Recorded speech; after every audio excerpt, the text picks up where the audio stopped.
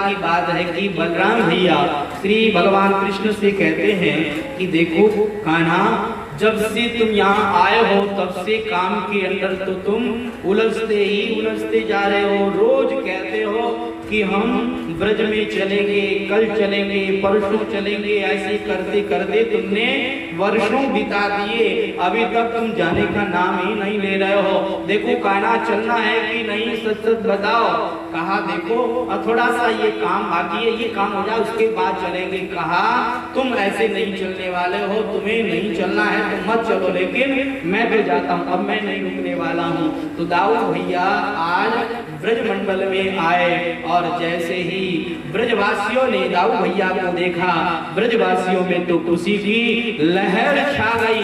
ब्रजवासी लोग बड़े प्रसन्न हुए, बड़े आनंदित हुए और जाकर के यशोदा मैया को, नंद बाबा को बताया। नंद बाबा को तो विश्वास ही नहीं हो रहा था, लेकिन नंद बाबा को आकर के जैसे ही दाऊ भैया ने प्रणाम किया, श्री नंद बाबा ने दाऊ भैया को छाती से लगा लिया और अपने नेत्रों से, अश्रुओं से उनके बाल भिगो दिए।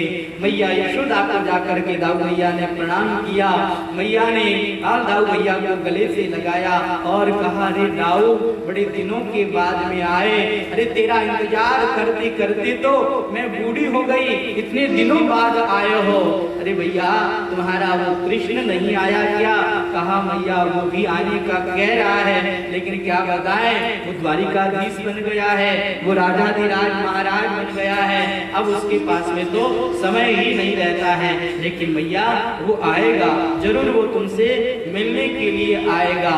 मैया यशोदा के पास बैठ करके दाऊ भैया ने खूब चर्चा करी है और गोपियों को पता लगा तो गोपियां भी दाऊ भैया की कुशल क्षेम पूछने के लिए, दाऊ भैया से मिलने के लिए आई हैं। और अब रात्रि ज्यादा बीतने लगी तो हमारी मैया कहती है कि देखो दाऊ, जाओ जाकर के हाथ मुंह धो लो, कपड़े बदल लो और जल्दी से भोजन कर लो। तो दाऊ भैया ने ऐसा ही किया।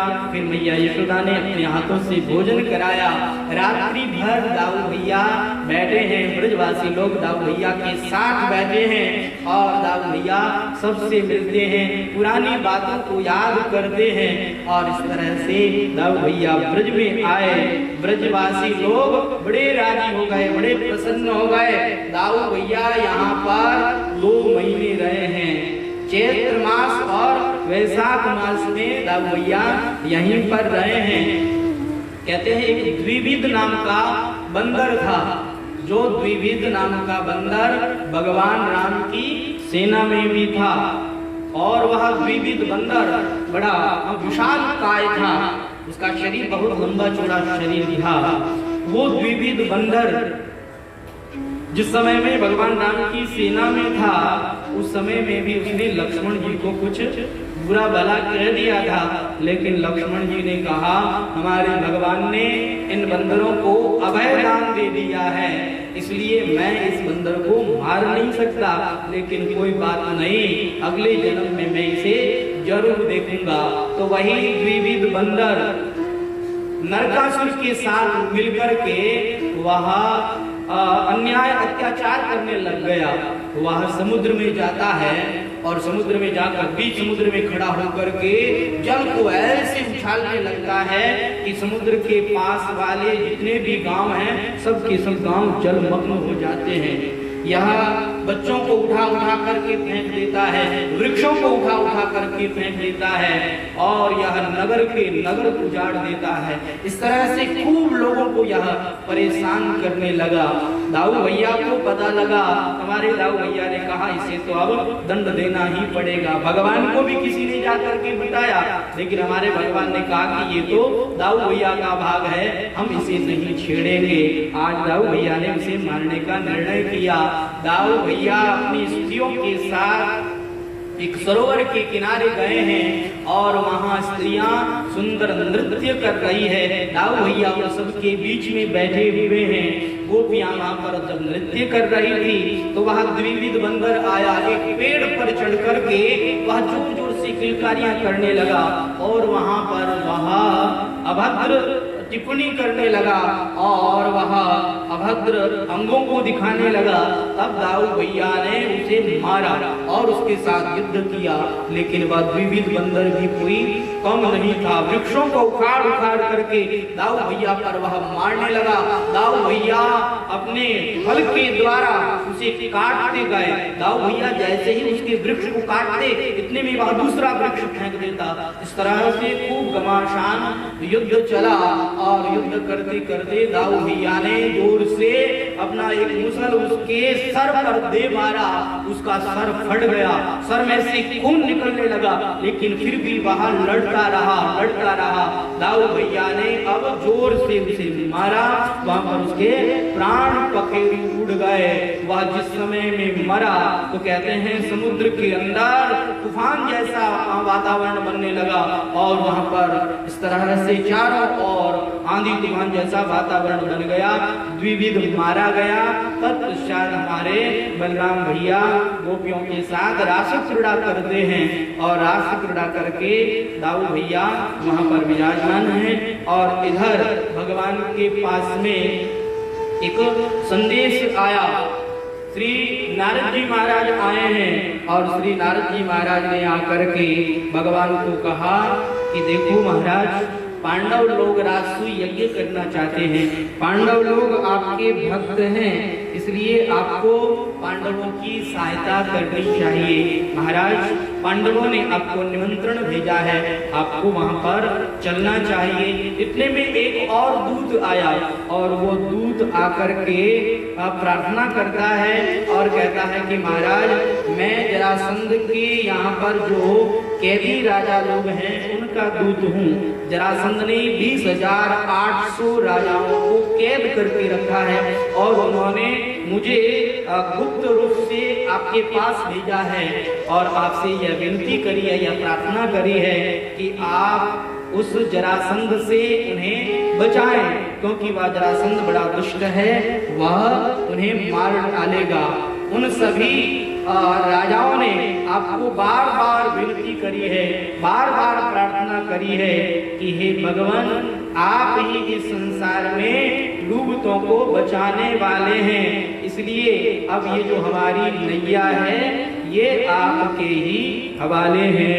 डूबतों को बचाने वाले मेरी नैया है तेरे हवाले। डूबतों को बचाने वाले मेरी नैया है तेरे हवाले। डूबतों को बचाने वाले मेरी नैया है तेरे।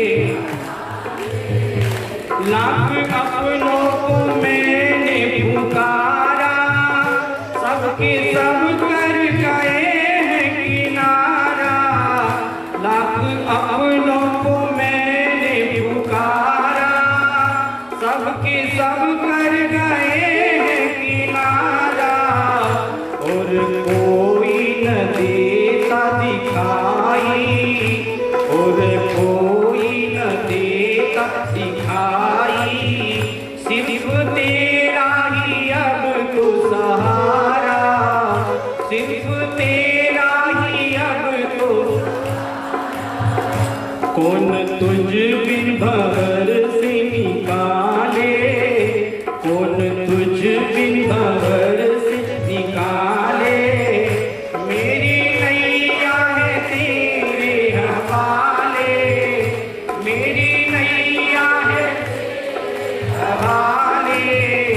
डूबतों को बचाने वाले, डूबतों को बचाने वाले मेरी नैया है तेरे हवाले। मेरी नैया है तेरे। जिस समय तू बचाने पे आवे, आग में भी बचा कर दिखावे। जिस समय तू बचाने पे आवे, आग में भी बचा कर दिखावे। जिस पर तेरी दया दृष्टि होवे, जिस पर तेरी दया दृष्टि होवे। कैसे उस पर कहीं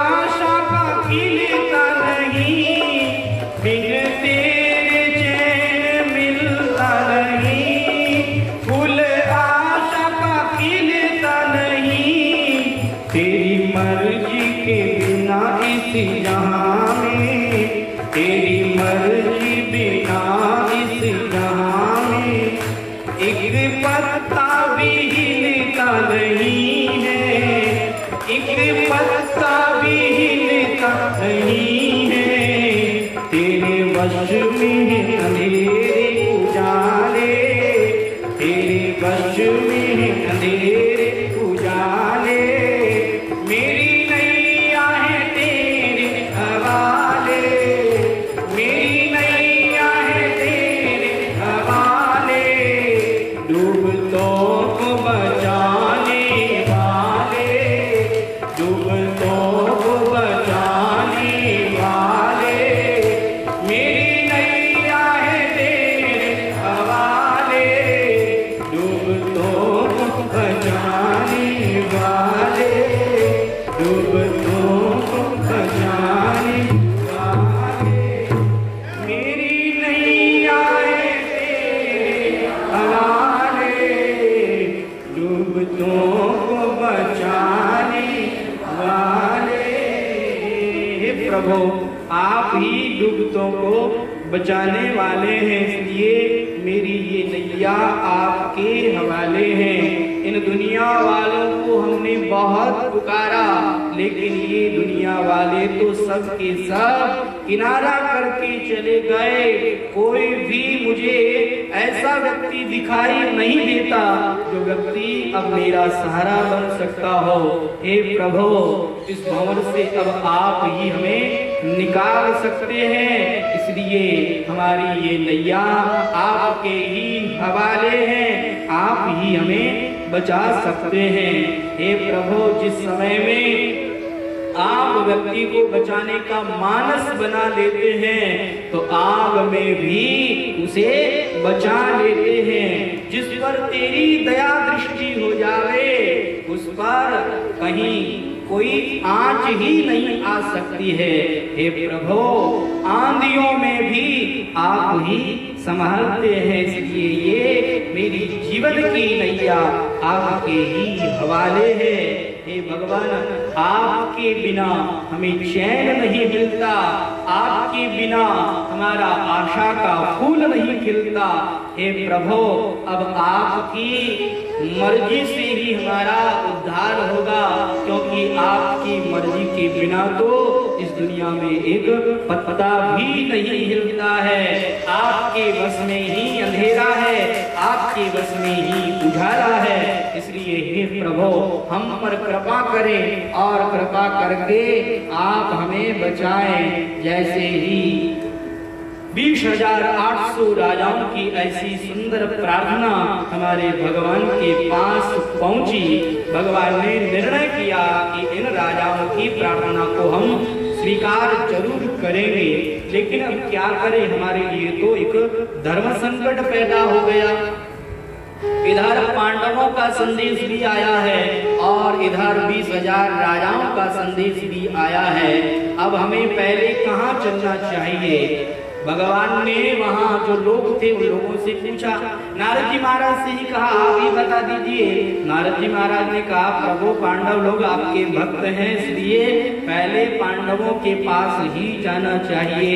लेकिन जो यादव वीर थे उन्होंने कहा, नहीं नहीं महाराज, पहले तो जरासंध के यहाँ पर चलना चाहिए। महाराज, कितने दिन हो गए हैं, हमें युद्ध का अवसर ही नहीं मिला है। महाराज, हमारे हाथों में तो खुजली आ रही है, युद्ध करने का मन हो रहा है। चलो, पहले युद्ध का अवसर आया है, इस अवसर को नहीं डालना चाहिए, पहले युद्ध करना चाहिए। लेकिन हमारे भगवान ने उद्धव जी महाराज को निर्णायक बनाया, कहा, उद्धव तुम बताओ, वो काम करेंगे। नारद जी कहते हैं पहले पांडवों के पास चले, और ये यादव वीर कहते हैं पहले जरासंध को दंडित करें। अब आप ही बता दो कि हम क्या करें। श्री उद्धव जी महाराज सोच विचार करके कहते हैं कि देखो, नारद जी महाराज दूरदृष्टि वाले हैं, नारद जी महाराज बिल्कुल ठीक कह रहे हैं। मैं तो नारद जी महाराज की बात का ही अनुमोदन करता हूँ। मैं ये नहीं कहता हूँ कि हमें पहले उस जरासंध के पास में जाना चाहिए। अरे, जिस राजा जिस जरासंध ने 20,800 राजाओं को कैद करके रखा है, तो उसको मारना कोई आसान होगा क्या? अभी तो तुम्हारे हाथों में कुल्ली आ रही है, इसलिए तुम युद्ध की बातें कर रहे हो, लेकिन वहां युद्ध मैदान में जाओगे तो तुम्हारे चक्के छूट जाएंगे। तुम जानते नहीं हो उस जरासंध को, इसलिए उससे सीधे युद्ध करना ये हमारे लिए आत्मघाती होगा, ये हमारे लिए सही नहीं होगा। तो हमें कुछ अन्य उपाय करना चाहिए। इस जरासंध को किसी अन्य उपाय के द्वारा ही मारा जा सकता है, ये युद्ध में ऐसे मरने वाला नहीं है। तो कहा क्या करें? कहा हमने सुना है कि भीमसेन अगर इसके साथ द्वंद्व युद्ध करे तो द्वंद्व युद्ध में भीमसेन इसे मार सकते हैं। तो कहा चलो फिर ठीक है, हम लोग पहले पांडवों के पास ही चलते हैं, क्योंकि पांडव लोग भी रासु यज्ञ कर रहे हैं। और देखिए रासु यज्ञ का एक नियम होता है, रासु यज्ञ वही व्यक्ति कर सकता है जिस व्यक्ति ने पूरे संसार पर अपना राज्य स्थापित कर लिया हो। जितने भी राजा लोग हैं उन सभी राजाओं को हरा दिया हो या फिर उनके साथ मित्रता कर ली हो, तभी व्यक्ति चक्रवर्ती सम्राट कहलाता है। और जो चक्रवर्ती सम्राट होता है वही राजसूय यज्ञ कर सकता है, हर कोई व्यक्ति राजसूय यज्ञ करने का अधिकारी नहीं होता है। तो ऐसा लगता है कि इस जरासंध ने अभी पांडवों के साथ मैत्री नहीं की है, अभी इस जरासंध को नहीं हराया गया है। तो यहाँ पर अगर पहले पांडवों के साथ जाएं और पांडवों के साथ जाकर के फिर हम उस जरासंध को पराजित करें तो पांडवों का काम भी बन जाएगा और इन राजाओं की प्रार्थना भी स्वीकार हो जाएगी। हमें यही कार्य करना चाहिए। रुक्मिणी तैयार होने लगी, सत्यभामा तैयार होने लगी, भगवान ने अष्टपट रानियों को तैयार होने के लिए कह दिया। इतने में 16,100 रानियां भी आई और कहा कि इन दासियों को भी ले जाएंगे या नहीं। कहा तुमको दासी कौन कहता है? नहीं, तुम दासी नहीं हो, तुम भी हमारी रानियां हो और तुम्हारी भी इच्छा हो तो तुम भी पांडवों के राजसूय यज्ञ में चलो। अब तो 16,108 रानियों को साथ लेकर के हमारे भगवान रवाना हो गए हैं पांडवों के राजसूय यज्ञ के लिए। भगवान इंद्रप्रस्थ में पधारे और हमारे भगवान का यहाँ भव्य स्वागत किया गया और भगवान ने पांडवों के साथ बैठकर के मंत्रणा करी कि भैया बोलो कौन कौन राजा ऐसा है जिस राजा को आप जीत नहीं पाए। उन्होंने कहा महाराज जरासंध ही एक ऐसा राजा है जिसे हम अभी हरा नहीं पाए हैं। कहा तो फिर जरासंध को हराना आवश्यक है, बिना हराए आपका ये राजसूय यज्ञ पूर्ण नहीं हो सकता है। अच्छा, उस जरासंध को हम युद्ध में हराएं ये तो हमारे हाथ के पास नहीं है। जरासंध के साथ अगर द्वंद्व युद्ध किया जाए तो द्वंद्व युद्ध में वह हार सकता है। देखिए हमारे बड़े भैया भीमसेन और जरासंध दोनों ही युद्ध कला में बड़े निपुण हैं और दोनों ही बराबर बल वाले हैं। तो द्वंद्व युद्ध में भीमसेन ही उसे मार सकते हैं। इसलिए हे भैया और हे अर्जुन तुम दोनों मेरे साथ चलो, हम लोग उससे द्वंद्व युद्ध की मांग करेंगे। कहा कोई जरूरी थोड़ी है कि वह आपकी इच्छा को पूर्ण कर देवे। भगवान ने कहा हम चालाकी से मांग करेंगे। कैसे मांग करेंगे? कहा हम लोग ब्राह्मण बन करके जाएंगे। भगवान ब्राह्मण बन करके जरासंध के यहाँ पर आए, क्योंकि जरासंध ब्राह्मणों का बड़ा सम्मान करता था। चाहे जैसा भी हो, दुष्ट क्यों न हो, लेकिन ब्राह्मणों का बड़ा सम्मान करता था। रोज सुबह वह ब्राह्मणों को दान देता था, जो भी मांगे वो मांगी वस्तु वह देता था। आज हमारे भगवान भी उस ब्राह्मणों की लाइन में खड़े हो गए हैं। ब्राह्मणों का नंबर आ रहा है और ब्राह्मण लोग जो भी मांग रहे हैं वह देता जा रहा है। जैसे ही हमारे भगवान का नंबर आया, जरासंध ने कहा कहो विप्रदेव आपको क्या चाहिए? भगवान ने कहा कि मुझे तो द्वंद्व युद्ध चाहिए, क्या हमारे साथ द्वंद्व युद्ध करोगे? कहा द्वंद्व युद्ध और ब्राह्मण मांग रहा है। नहीं नहीं, तुम ब्राह्मण नहीं हो, सच सच बताओ तुम्हारा परिचय क्या है, तुम अपना परिचय दो। कहा पहले आप वचन दो कि आप द्वंद्व युद्ध करेंगे हमारे साथ। कहा ठीक है, वचन दिया, तुम ब्राह्मणों के साथ हम द्वंद्व युद्ध करेंगे, लेकिन अपना परिचय तो दो। भगवान ने अपना परिचय दिया और कहा कि देखो मैं तो वासुदेव कृष्ण हूँ और ये मेरे मित्र अर्जुन हैं और ये अर्जुन के बड़े भाई भीमसेन हैं। का अच्छा, तो तुम यहाँ भी वेश बदल करके आ गए। अरे उस दिन तो तुम मैदान छोड़ करके भाग गए थे, रण छोड़ करके भाग गए थे, अब यहाँ युद्ध करने आया हो। अरे तुम भगोड़े हो भगोड़े, और भगोड़े के साथ युद्ध करना मैं अपना अपमान समझता हूँ। तुम्हारे साथ मैं युद्ध नहीं करूंगा। और ये अर्जुन, अरे ये अर्जुन भी तुम्हारे ही समान दुबला पतला है, इसके साथ युद्ध करने में कोई आनंद नहीं आएगा। हाँ ये भीमसेन, ये मेरे समान हट्टा कट्टा पहलवान है, इसी के साथ द्वंद्व युद्ध करेंगे। रंगभूमि तैयार हुई, सुबह से शाम तक युद्ध चला, सायंकाल हुआ युद्ध बंद हो गया। और इस तरह से सुबह से शाम तक युद्ध चलने लगा। युद्ध चलते चलते कहते हैं 26 दिन बीत गए हैं। और आज रात्रि में भीम भैया कहते हैं कि अर्जुन और कृष्ण तुम दोनों बड़े चालाक हो, तुम दोनों तो खड़े खड़े युद्ध देखते रहते हो और मुझे मार करनी पड़ती। अरे पता नहीं या जरासंध किस माटी से बना है, मैं बहुत मारता हूँ लेकिन ये तो मरता ही नहीं है। भगवान ने कहा अरे भीम भैया आप क्यों चिंतित हो रहे हैं, हम आपको इसे मारने का उपाय बताएंगे। कहा आपके पास में इसे मारने का उपाय है? कहा हमारे पास उपाय है, कल आप हमारे सामने देखते रहना, हम आपको उपाय बताएंगे। कहा फिर आपने पहले क्यों नहीं बताया, इतने दिन तक मार क्यों खिलाई, इतने दिन तक ये परिश्रम क्यों करवाया? कहा देखो पहले तुमने मुझसे कहा ही नहीं। हमारे भगवान का एक स्वभाव है, जब तक यह जीव भगवान की शरण ग्रहण नहीं करता तब तक भगवान इसे आश्रय नहीं देते। जैसे माँ अपने बच्चे को दूध पिलाती है, लेकिन कब पिलाती है? जब बच्चा रोने लग जाए। बच्चा अगर खेल कूद में मस्त हो तो माँ अपने घर के काम धंधे में मस्त रहती है, उसके आगे खिलौने डाल देती है। लेकिन बच्चा अगर खिलौनों को भी फेंक दे, नहीं माँ मुझे खिलौने नहीं चाहिए, मुझे तो आपकी गोद में आना है, तो माँ क्या घर का काम कर पाएगी? माँ तो उसी समय में उसे गोद में उठा लेगी।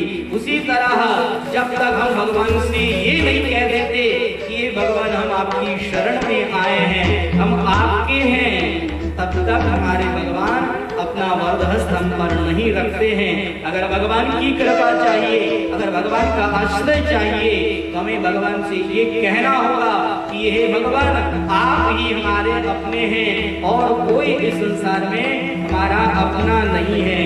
जब तक हम संसार वालों को अपना मानते रहेंगे तब तक भगवान हमें आश्रय नहीं देंगे। जब हम मीराबाई की तरह भगवान से ये कह देंगे कि मेरे तो गिरधर गोपाल दूसरो न कोई, तब तक हमारे भगवान अपनी कृपा हम पर नहीं बरसाएंगे। तो हमें यह कहना ही होगा कि हे भगवान हम आपके हैं और आप हमारे हैं। जब तक ये नहीं कहेंगे तब तक भगवान की कृपा नहीं बरस सकती है। आज 27वां दिन आरंभ हुआ है और भीम भैया युद्ध करते करते भगवान कृष्ण पर नजर रखते हैं।